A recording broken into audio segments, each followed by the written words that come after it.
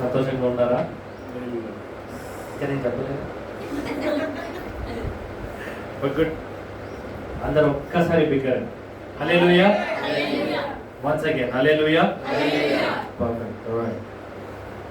So ఈరోజు మనం youth దగ్గర నుంచి ఎన్నో విషయాలు విన్నాం కదా, ఏం జరిగింది యూత్ కాన్ఫరెన్స్ అంతా.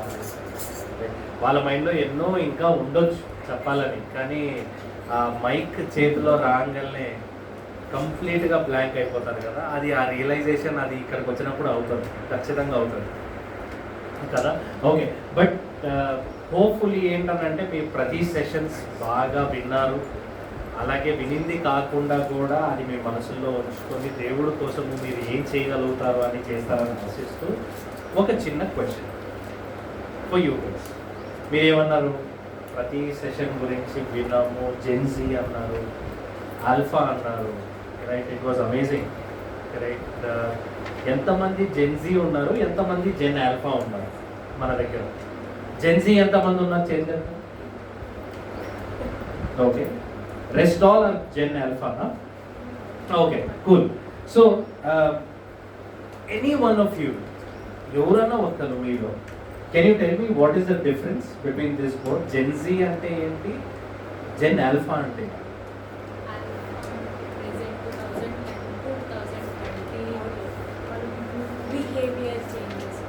అంటే ఎలాగా?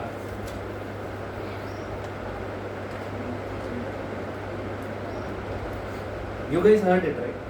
ఐఎమ్ షూర్ వాళ్ళు మాట్లాడేటప్పుడు డెఫినెట్లీ ఇక్కడ నుంచే స్టార్ట్ చేస్తుంటారు అనుకుంటున్నాను నేను. చాలా సోషల్ మీడియా ఫోన్స్ యూజ్ చేయడం, లైక్ ఎక్కువ దేవుళ్ళు అబ్బాయి ఉండరు. బట్ జెన్సీ వాళ్ళు అంటే కొంచెమైనా దేవుళ్ళు ఉంటారు. Differences. Okay. Gen Z is also in technology, but not more than Alpha, because they are more In terms of what? They are more addicted to social media. Who? Gen Z? Gen Alpha. Gen Alpha. Okay. Than What? Gen Z. Okay. So So both are involved more in technology. both are in technology, but more than us, they are more. They are more Alpha is advanced. more. Alpha is more. Alpha is more. Can you give me an example? అంటే so that what I'm trying to tell you is, నాకు ఇప్పుడు for example climate is like this అంటే మనం ఏమంటాం? ఎండగుంది అన్నట్టు కదా, వాన పడితే వాన అన్నట్టు. ఎందుకు? Because you're sick.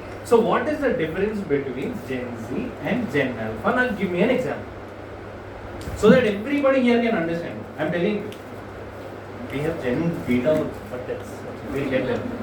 Next, tell me. ఏదైనా ఒక ఎగ్జాంపుల్ చెప్పండి so that everybody will understand. So alpha face to face మాట్లాడేస్తారు, బట్ జెన్జీ వాళ్ళు కొంచెం ఒక మాట. Okay. Hesitate. Okay, they are direct. Anything to do with technology, because you guys started with saying technology. ఈ విషయంలో నాకు chair folding ఎట్లా చేయాలి అంటే అభిషేక్ కూడా ఏ చూసి ఇదేదో చెయ్యాలి అనుకుంటే ఓకే చెయ్యాలి అనుకుంటారు, ఇది అలా కాదు, టెక్నాలజీ ఉపయోగించి చేస్తారు. సో జెన్సీ టెక్నాలజీ యూజ్ చేయరు వీళ్ళలాగా.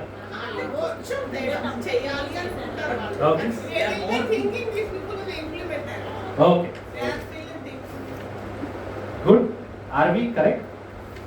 అంటే మేము చెప్తున్నామని కాదు, మీరు మాకు చెప్పాలి. Are we correct?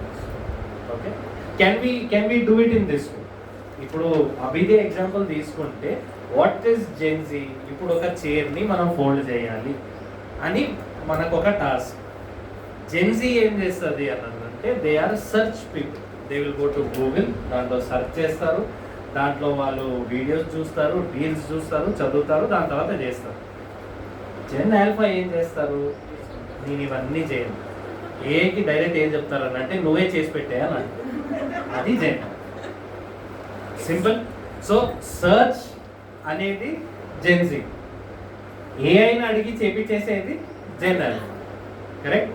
సో ఇంత మంచిగా మీకు మొత్తం నేర్చుకున్నారు కదా. ఇప్పుడు లీడర్షిప్లో కూడా when you're talking about leadership, it's a big thing కదా.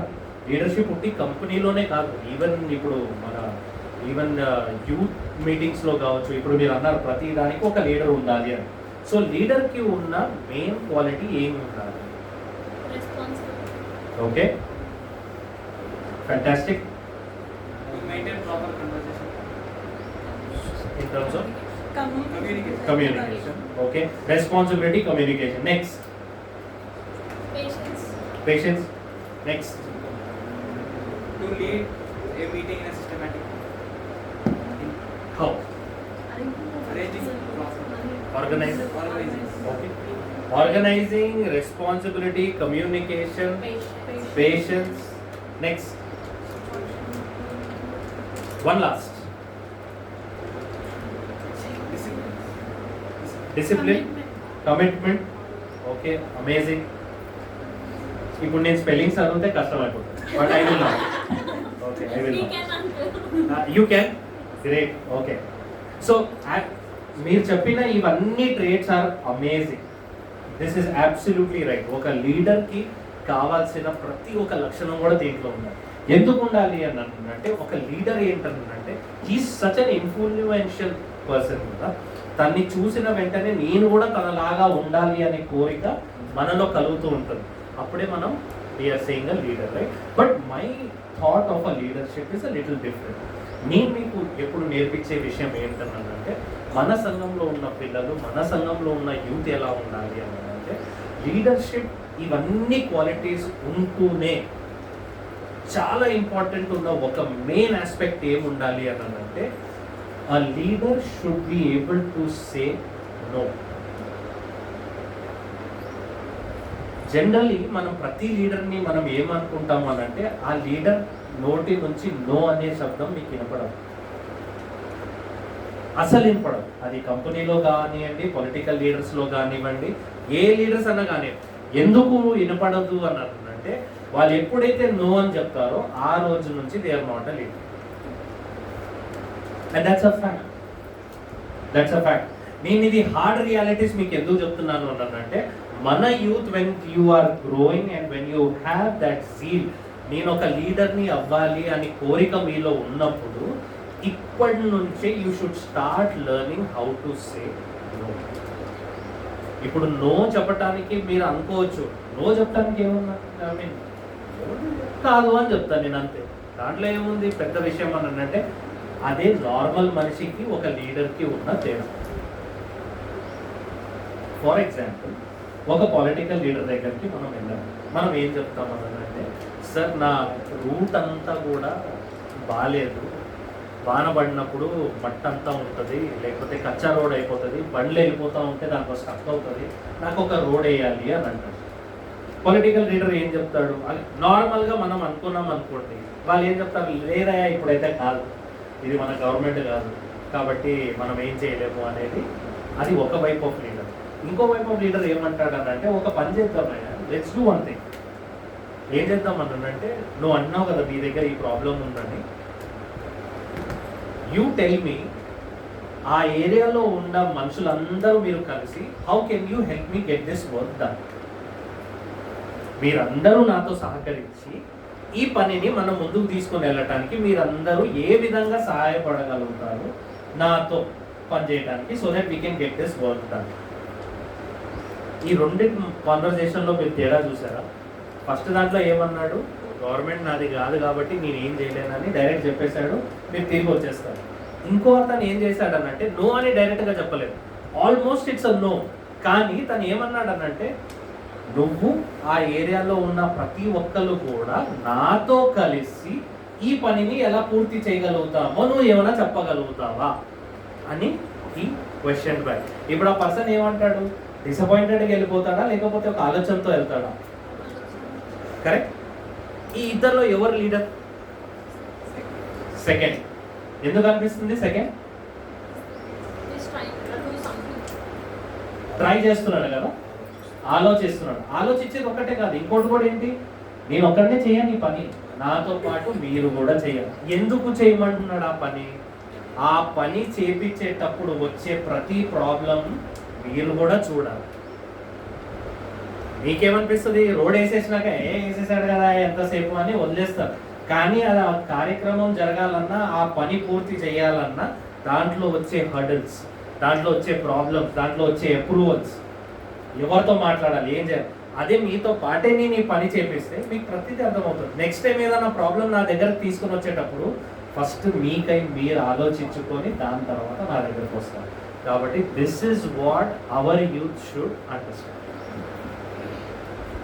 మనం ఆలోచించాల్సిన విషయం ఏంటంటే ఒక ప్రాబ్లమ్ని మనము యాజ్ అ లీడర్ ఎలా సాల్వ్ చేయగలుగుతాము అనేది is the leadership, right? It is important. I heard సమ్మన్, రైట్, ఐ థింక్ మైతా వాస్ కరెక్ట్. ఏంటంటే ఎన్నో స్లైడ్స్ ఉన్నాయి, కంటిన్యూగా చెప్తా ఉన్నారు, అంటే మనం రన్నింగ్ నోట్స్ రాస్తూ ఉన్నాం కానీ వినపడట్లేదు ఏం చేయాలి అని. Today you guys have AI tools. దాని గురించి ఎందుకు ఆలోచించలేదు ఎవడు కూడా? There is an app called voter.ai. ఆ voter.aiని మీరు ఇన్స్టాల్ చేసుకొని ఒక సెషన్లో కూర్చొని రికార్డ్ ఆన్ చేసేస్తే అది మొత్తం సెషన్ అంతా రికార్డ్ చేసేసి అంతా అయ్యి మీరు సబ్మిట్ కొడితే 3 లైన్లో మొత్తం సమరైజ్ చేసి ఇస్తాం. ఇది జనరల్ పవర్ చేసే పని. ఎందుకనంటే మీరు రన్నింగ్ నోట్స్ రాస్తారు, ఎన్నో టాపిక్స్ వాళ్ళు మాట్లాడుతూ మధ్యలో ఒకటి ఏదో ఇంపార్టెంట్ చెప్పుకుంటారో అది మనం మిస్ అయ్యి ఉంటాం. So when you go to this app called voter.ai, అది ఏం చేస్తుంది అని అంటే ఎవ్రీథింగ్ వర్డ్ బై వర్డ్ మీరు అది పెట్టేసి ఫోన్ చేసి వచ్చినా కూడా ఎవ్రీథింగ్ విల్ బి రికార్డెడ్. లాస్ట్లో సబ్మిట్ కొడితే ఒక చిన్న 3 to 4 లైన్స్ సమ్మరీలో మొత్తం రోజు మొత్తం జరిగిందంతా చెప్పేస్తాం. Why are we not doing? Commitment, right? This is what I call it as commitment. అందరు ఎన్నో వాటికి యూజ్ చేస్తున్నారు, ఏదో చేస్తున్నారు. Let our youth come up with something. నేనేమంటానంటే నేను ఈస్టర్ అప్పుడు కూడా మీ అందరికీ చెప్పాను, ఏమన్నానంటే there has to be something. మన యూత్ నుంచి మన క్రిస్టియానిటీకి ఏదన్నా మీరు డెవలప్ చేయండి, something which is not existing. అదేంటి? అన్నీ ఉన్నాయి కదా అన్నీ ఉన్నాయి అని అంటే ఇవాళ కూడా కొత్త యాప్స్ ఎలా వస్తున్నాయి? వాళ్ళు ఏం చేస్తున్నారు? వాళ్ళు రీసెర్చ్ చేస్తున్నారు, which we are not doing. Start doing. Next time మీరు ఒక యూత్ కాన్ఫరెన్స్కి వెళ్ళి ఎప్పుడైతే నేను ప్రేమహస్తం ఫౌండేషన్ చారిటబుల్ ట్రస్ట్ నుంచి వచ్చానని చెప్తానో అది కేవలం వర్షిప్ దగ్గరే ఆగకుండా నేను ఒక youth from Premahastam foundation I have come up with something for the youth. ఏంటి అని అంటే ఆ సెషన్లో మీరు ఆ డెమో ఇవ్వాలి. ఇమాజిన్ పాస్టర్ గారు కానీ మేమందరం కానీ how proud we will be that our youth is standing on that. మీ ముందు అక్కడ 100 మంది youth totally different, coming from different place, Nizamabad నుంచి అక్కడి నుంచి ఇక్కడి నుంచి వచ్చి ప్రేమహస్తం ఫౌండేషన్లో ఇదియా నేర్పించేది అని వాళ్ళకి అనుకుంటే how proud will everybody be. We want to see that. మొన్నటి వరకు మినీ నది వాళ్ళు చెప్పినట్టు మేము ఇద్దరమే వెళ్ళేవాళ్ళం, ఇవాళ యూత్ అంతా వెళ్ళాం. You felt happy. Next time when you stand there and show something ఎంత హ్యాపీగా ఉంటుందో. ఏం చేయాలి అని అంటే research. There is nothing. If you ask me, అది ఎవరో వచ్చి మీకు చెప్పరు. You should start research, you should invest the time. Now let me connect to the sermon of today, what I wanted to tell you. In Japan లో ఒక చిన్న system ఉంటుంది. ఏంటనంటే బ్రోకన్ వెసల్స్ ఉంటాయి కదా, ఇరిగిపోయిన పాత్రలు ఏదైతే ఉంటాయో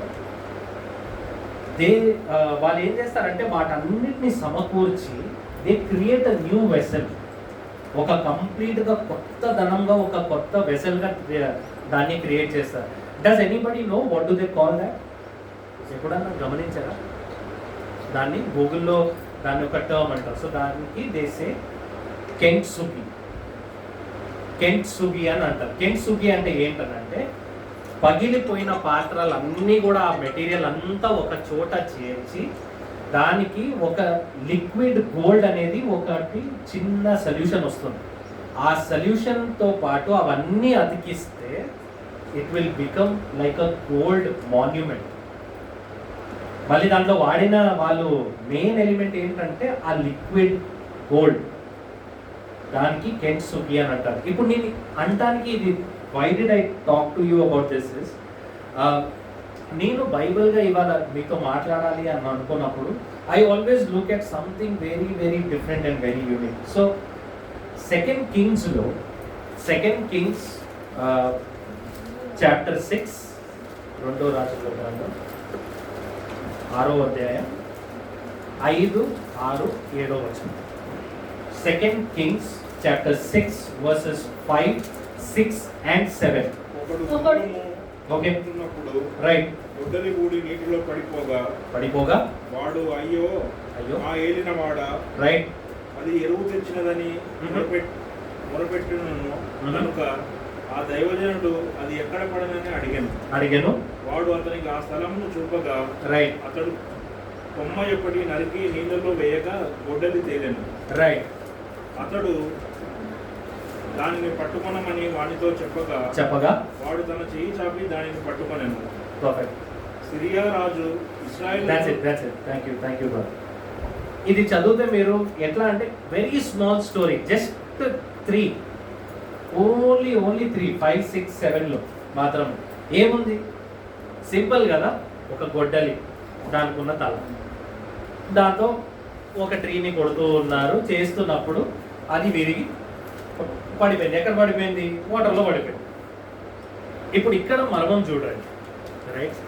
generally iron is very weight కదా, వెయిట్ ఉంటుంది. నీళ్ళలో పడినాక అది ఏమైపోతుంది? మునిగిపోతుంది, అఫ్ కోర్స్ కదా, because the weight is more కాబట్టి కిందకి వెళ్ళిపోయింది, రైట్. ఇమ్మీడియట్గా ఏమన్నాడు అతను? ఫస్ట్ 5th verseలో ఏమన్నాడు ఒకసారి చెప్పండి. Right, okay. పడిపోగా అయ్యో నా ఏలినవాడా, right. So what happened here? ఏం చేశాడు? ఇమ్మీడియట్గా కదా ఆ రాడ్ పడిపోయింది. ఏమన్నాడు? అరే బాబు, అది నాది కాదరా బాబు, నేను ఎక్కడి నుంచో తీసుకొచ్చాను, ఇప్పుడు అది మునిగిపోయింది, నేను ఏం చేయాలా, ఇప్పుడు వాడికి ఏం చూపించాలా, ఏం చేయాలా అన్నాడు. Don't you see our situations in the same way? ఒక్కసారి మన సిచ్యువేషన్స్ కూడా ఆలోచించుకోండి. ఒక్కసారి మనం ఎన్నో విషయాల గురించి ఆలోచిస్తూ ఉంటాం కదా, అది కాలేజెస్లో కావచ్చు, వర్క్లో కావచ్చు, ఏదైనా కావచ్చు. ఒక విషయం మీద మనం గట్టిగా మనం చదువుతూ ఉన్నాము, లేకపోతే ఒక పని గురించి ధ్యాస పెట్టి మనం చేస్తూ ఉన్నప్పుడు సడన్గా దానికి ఎవ్వరూ గుర్తించకుండా, ఇప్పుడు మీరు ఒక ప్రెజెంటేషన్ కోసం మీరు రెడీ అవుతున్నారు, మీరు ప్రెజెంటేషన్ అంతా చేశారు, అంతా అయిపోయినాక మీ సార్ దగ్గరికి వెళ్ళి, సార్ నేను ఇట్లా ఒక ప్రెజెంటేషన్ చేశాను, మీకు చూపించాలని అంటే, ఇప్పుడు కాదులే ఒక నెల తర్వాత చూద్దామని పక్కకు పడేశాడు అనుకోండి, మీకేమనిపిస్తుంది? దాని గురించి నేను ప్రేయర్ మానుకున్నాను, చర్చికి వెళ్ళలేదు, 3 పూటల్లో 1 పూటే తిన్నాను, రాత్రి 10కి పండుకొని పొద్దున్న 11కి లేచేవాడిని, అలాంటిది నిద్ర ఆపుకొని మరీ పని చేశాను. ఈయనేమో రాగానే డోర్ దగ్గర వచ్చే నెల చూద్దాంలే అన్నాను. మనం ఏం చేస్తాం సహజంగా? నెక్స్ట్ పాయింట్ కంపెనీలో ఉంటే వదిలేసి వెళ్ళిపోతాను, లేకపోతే కొంచెం మంది దీనికన్నా ఇంకా నెక్స్ట్ లెవెల్లో ఉంటారు. ఎట్లా కాదంటారు? నా మేనేజర్ కాదు, నేను జిఎంతో మాట్లాడతాను. జిఎంకి నీ ప్రెజెంటేషన్ చూసేంత టైం ఉంటుందా? అందుకే కదా మేనేజర్ని పెట్టింది, ప్రయారిటీ కదా. కానీ ఏమవుతుంది, అదే ఆ సిచ్యువేషన్లో మనం అలా ఎస్కలేట్ చేయకుండా, ఎలాగైతే ఇతను చెప్పాడో, అయ్యా అది నేను వేరే వాడి దగ్గర నుంచి తెచ్చింది, నేను వాడికి వెళ్ళి ఇవ్వాలి, నేను ఏమని చెప్పాలి అని అన్నట్టు మనం కూడా దేవుడు వైపు తిరిగి, దేవుడా ఎక్కడ నాకు ఈ ప్రాబ్లం ఉంది, నేను ఏం చెయ్యాలి అని ఒక్కసారి ఆయన అడిగితే, ఆయన కూడా తక్కువ సమాధానం చెప్పాడు. ఆయన కూడా ఫస్ట్ ఏం చేస్తాడనంటే 6వ అధ్యాయం ఒకసారి చదవండి. ఆగండి, ఏమన్నాడు? దేవుడు కూడా మనల్ని అదే అడుగుతాడు. ఏంటంటే, అరే బాబు నువ్వు నా దగ్గరకు వచ్చావు, ఓకే, ఏంటయ్యా నీ ప్రాబ్లం అని అన్నట్టు. మనం ఏంటి, జనరలీ మనకి పేషెన్స్ ఉండదు. ఇప్పుడు లీడర్షిప్ గురించి మాట్లాడుతున్నాం, అదే ఉండదు. అది లేనప్పుడు మనం ఏం చేస్తాము, ఇమ్మీడియట్గా అది ఏంటయ్యా దేవుడా, నీకు తెలుసనే కదా నీ దగ్గరకు వచ్చింది, నువ్వు మళ్ళా నన్నే అడుగుతావు ఏమైంది అని. దాంట్లో కూడా అదే అడిగాడు, ఎక్కడ పడింది అన్నాడు. దేవుడు తెలియదు అది ఎక్కడ పడిందో, తెలుసు ఆయనకు, అన్నీ తెలుసు కదా, సమస్తం తెలిసిన ఆయన కదా. కానీ ఆయన ఎందుకు అడుగుతాడని అంటే మీరు ఎంతవరకు రెస్పాన్సిబుల్గా ఉన్నారా లేదా చెక్ చేయటానికి ఆ క్వశ్చన్ అడుగుతాడు. అవునయ్యా, నువ్వు నా దగ్గరికి ప్రాబ్లంతో వచ్చావు, ఈ ప్రాబ్లం ఎందుకు వచ్చింది, ఏమైంది చెప్పు నాకు. So that you wants to understand నీకు ఇది రియల్ కాదా, లేకపోతే అసలు సంబంధం లేకుండా నన్ను అడుగుతున్నావు. ఎన్నో కోరికలు మనం కోరుకుంటాం కదా ఈ మధ్యలో, ఎన్నోసార్లు చూసుంటాం. కానీ దేవుడి దగ్గరికి వెళ్ళిన ప్రతిసారి కూడా మనం ఆయన అడిగినప్పుడు ఆయన మనల్ని ప్రశ్నించేది ఏంటంటే ఏం కావాలి, ఎందుకు కావాలి. దాని తర్వాత ఆయన ఏమన్నాడు, 7th verse చదవండి. అతడు దానిని పట్టుకొనుమని వానితో చెప్పగా అతని చెయ్యి చాపి దానిని పట్టుకొనెను. ఇదే ఆన్సర్ ఫ్రమ్ గాడ్. ఏమంటారు, సరేరా బాబు ఇది కదా ప్రాబ్లం, సరే ఏం కాలేదు, అది ఏం మునగలేదు, ఏం లేదు, పైనే తేలుతుంది, వెళ్ళి తీసుకోబో అని. కానీ మనం గమనించాల విషయం ఏంటన్నదంటే అది ఎలా తేలుతుంది పైకి. ఐరన్ తేలదు కదా, వెళ్ళి ఐరన్ పడితే మునిగిపోవాలి వెయిట్తో, ఎలా తేలుతుంది? హల్లెలూయా. ఇదే మన దేవుడు చేసే అద్భుత కార్యం. మీరు ఎంత చిన్న ప్రాబ్లం అయినా పెద్ద ప్రాబ్లం అయినా ఏదైనా ఆయన దగ్గరికి వెళ్ళినప్పుడు ఇనీషియల్గా మీకు అలాగే అనిపిస్తుంది, అందరు మిమ్మల్ని పక్కన పెట్టేశారనే అనిపిస్తుంది. ఎన్నో విషయాల్లో నన్ను పట్టించుకోవట్లేదనే అనిపిస్తుంది. నేను ఇంత ఎఫర్ట్ పెడుతున్నాను, నేను ఇంత స్ట్రగల్ అవుతున్నాను, నేను ఇంత చేస్తున్నాను, నన్ను ఎవరు పట్టించుకోవట్లేదు, నన్ను గుర్తించట్లేదు. ఏ విషయంలో కూడా అందరినీ ఒక గ్రూప్లో యాడ్ చేస్తారు కానీ నన్ను మాత్రం యాడ్ చేయలేదు. ఎందుకు ఎందుకు ఫ్రస్ట్రేట్ అడుగుతానే, ఎందుకు అడగ. అదే ఒక్క నిమిషం దాన్ని పక్కన పెట్టి ఎందుకు దేవుడా అని అంటే దేవుడు నీకు ఇచ్చే సమాధానం ఏంటనంటే నువ్వు ఈ గ్రూప్కి కాదు, నువ్వు వేరే గ్రూప్లో యాడ్ అవ్వాలి. ఆ గ్రూప్ ఏంటనంటే ఆ గ్రూప్లో ఉన్న జనాలందరూ ఈ గ్రూప్ వాళ్ళకి మెంటర్షిప్ చేయాలి అని అంటే ఎలా ఉంటుంది ఆ ఫీలింగ్? ప్రమోషన్ వచ్చిందా లేదా? కానీ మనం ఆగం కదా. That is where is the problem. ఈ 3 వచనాల్లో మనకి దేవుడు మనతో మాట్లాడుతుంది ఏంటి అంటే నీ ప్రాబ్లం ఆ గొడ్డలికి ఉన్న తల లాంటిదే కావచ్చు. నువ్వు నా దగ్గరికి వచ్చినప్పుడు ఫస్ట్ నేను చేసే పని ఏంటనంటే నిన్ను అడుగుతాను. కాబట్టి నువ్వు నా దగ్గరకు వచ్చే ముందు కీప్ యువర్ డేటా రెడీ. నువ్వు ఎందుకు నా దగ్గరికి ప్రాబ్లంతో వస్తున్నావు, దీంతో పాటు నీకు వచ్చే ప్రాబ్లం ఏంటి అనేది నువ్వు నాకు చెప్పాలి. అలాగే నేను ఎప్పుడైతే నేను వింటానో, నేను ప్రతి ప్రార్థన ఆలకించే దేవుడిని, కాబట్టి నీ ప్రార్థన కూడా నేను ఆలకిస్తాను, ఖచ్చితంగా దానికి జవాబు ఇస్తాను. జవాబు ఎలా ఇస్తాను అని అంటే ఎప్పుడు జరగనది, ఎప్పుడు చూడనది, ఎప్పుడు విననది అలాంటి రీతిగా నేను చేస్తాను. హల్లెలూయా. ఎలాగైతే ఆ ఐరన్ రాడ్ మునగాల్సింది పోయి పైన తేలిందో మీ జీవితాల్లో మీ ప్రాబ్లమ్స్కి సొల్యూషన్స్ కూడా అలాగే జవాబిస్తారు. యూత్ మీటింగ్కి మీరంతా వెళ్ళారు. How do you want to be? ఒక రూమ్లో 2 క్యాండిల్స్ ఉంటాయి. ఇది వినే ఉంటారు కానీ నేను మళ్ళీ చెప్తాను. ఒక రూమ్లో 2 క్యాండిల్స్ ఉంటాయి. ఒక క్యాండిల్ పెద్దగా ఉంటుంది, లైట్ ఎక్కువ వస్తుంది. ఇంకో రూమ్లోనేమో చిన్న క్యాండిల్ ఉంటుంది, చిన్న లైట్ వస్తుంది. ఒక రూమ్లో లైట్ ఉంటుంది, ఇంకో రూమ్లో లైట్ ఉండదు. ఏ క్యాండిల్కి విలువ ఎక్కువ? Big. Did you guys understand the question?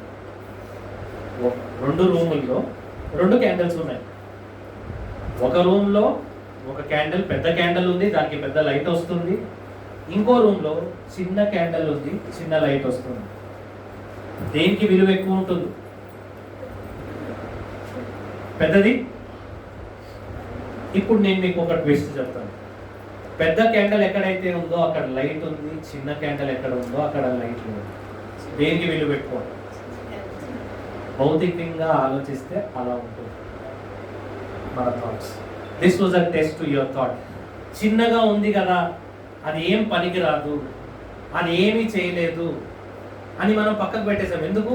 అంత పెద్ద క్యాండిల్ కనిపిస్తుంది, అంత వెలుతురు కనిపిస్తుంది, ఏం కావాలి? ఇక్కడ వెలుతురు పెద్దగా ఉందేమో కానీ అక్కడ అంధకారం, డార్క్నెస్ ఎక్కువ ఉంది. కానీ దాంట్లో తేడా ఎలా వచ్చింది? ఆ చిన్న light. So the small candle will show you the importance of the darkness. నీకు సమస్యలు పెద్దగా ఉండకపోవచ్చు, నువ్వు ఆ పెద్ద క్యాండల్ లాగానే ఉండొచ్చు, చుట్టూ లైట్ ఉండొచ్చు, నీకు అర్థం కాదు దాని విలువ. అది మొత్తం ఆరిపోయినా కూడా నీకు పెద్ద ఫరక పడేది, ఎందుకంటే చుట్టూ మొత్తం లైట్ ఉంది. కానీ ఏ రూమ్లో అయితే మొత్తం డార్క్గా ఉంది, ఆ చిన్న లైట్ ఏదైతే ఉందో ఆ లైట్ని నువ్వు కాపాడటానికి ఎంత వర్క్ అన్నా వెళ్తావు, ఏమన్నా చేస్తావు. దేవుడు కూడా నీ దగ్గర నుంచి కోరుకుంటున్నాడు. ఆమేన్. ప్రతి ఒక్క యూత్ నుంచి కోరుకుంటుంది అదే. You have to be that light in that huge darkness. ఈ వరల్డ్ మొత్తం ఒక డార్క్నెస్లో ఉంది, దాంట్లో వెలుగై ఉండాలి అని అంటే మీరందరూ. సో రేపు whenever you are going to the next conference, I want each and every youth to come up with that light. Tell, you should be able to tell, what are you guys అని మీకు question అడిగినా, వాళ్ళు అడగకపోయినా, what you should say, I am the light for this youth. ఆమేన్. దేవుడు ఎలాగైతే మీకు ఆ light లాగా మీ జీవితంలో ఉన్నారో, అలాగే మీరు కూడా ఆ లైట్ని ఇంకాస్త పెంచుతూ, ఆ డార్క్నెస్ని ఇంకా తగ్గిస్తూ తగ్గిస్తూ తగ్గిస్తూ ఆ డార్క్నెస్ మొత్తం తీసేసి లైట్తో నింపేసి. Alright, so do your best. Whatever ఇప్పుడు మీరు విన్నారో, అలాగే మీరు యూత్ కాన్ఫరెన్స్లో ఏదైతే నేర్చుకున్నారో ప్రతిదీ కూడా ఇంప్లిమెంట్ చేయండి. మీరు కమిట్మెంట్ తీసుకున్నారు అని జస్ట్ మర్చిపోకుండా, పాస్టర్ గారు ఆల్రెడీ టాస్క్ ఇచ్చారు కదా, క్రిస్మస్ వరకు మీకు టైం ఉంది, మీరు ఏం చేస్తారు? How can you bring impact to the youth? ఇప్పుడు నేను చెప్పిన లీడర్షిప్ క్వాలిటీస్ కూడా మీలో ఉండాలి, ఆ వెలుగు మీరు అయి ఉండాలి. దేవుడు ఈ వాక్యాన్ని దీవించుకుంటారు.